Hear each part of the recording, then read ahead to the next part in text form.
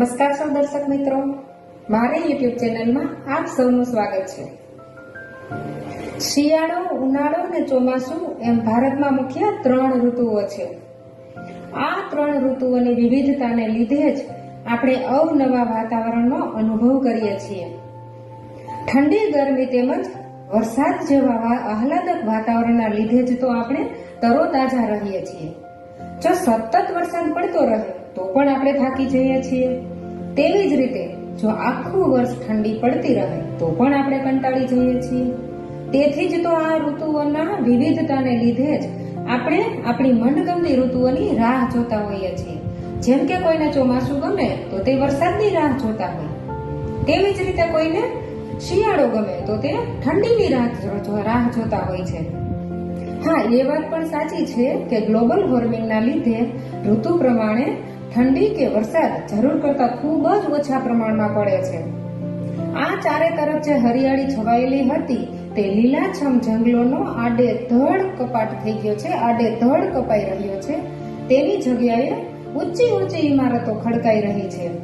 આમના લીધે જ ભારતમાં તાપમાનનો પારો ખૂબ ઊંચો જોવા મળે છે અને ઠેર ઠેર ખૂબ જ તડકાનું પ્રમાણ વધી રહ્યું છે। તો દોસ્તો, આજે હું શિયાળાની રાત વિશે વાત કરવાની છું।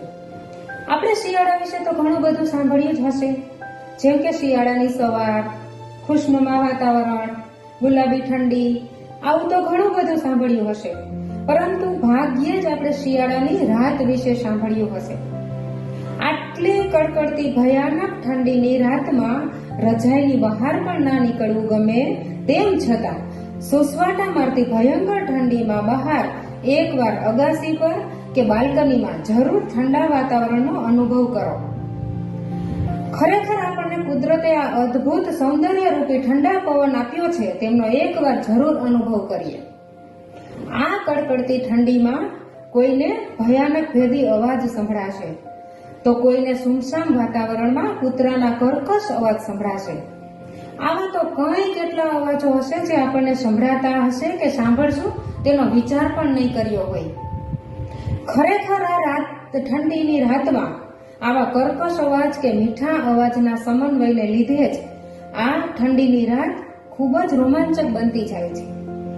તો દોસ્તો, આજે હું કંઈક આવી જ કવિતા જે શિયાળાની રાતમાં બનતી પણ મીઠી ઘટના વિશે કવિતા કહેવા જઈ રહી છું, તે સૌ ધ્યાનથી સાંભળજો।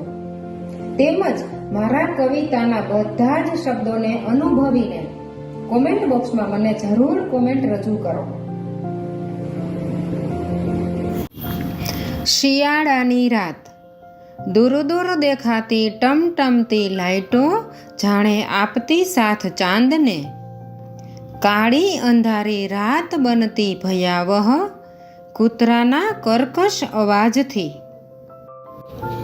જીવજંતુઓના તીણા સ્વરથી ઠંડીમાં આપતું સંગીતની લહેરખી, એકલ દોકલ વાહનોના અવાજ સંભળાતા છૂટા છવાયા દૂર દૂરથી, સુમસામ રસ્તા પણ જાણે રાહ જોતા કોઈ પગરવની, ફૂલો ઠૂઠવાઈને રાહ જોઈ રહ્યા સવારની, વૃક્ષો તો નીચું નમી નીંદમાં જ સરી ગયા, માણસો તો રજાઈના સહારે માણી રહ્યા ગાઢ નીંદર, પક્ષીઓ પડ્યા ગુમસુમ માળામાં, એકલું ઘુવડ નિરખતું બધું, સૂર્યને પણ થતી આળસ ઉઠવામાં, એવું મોહક છે શિયાળાનું યૌવન।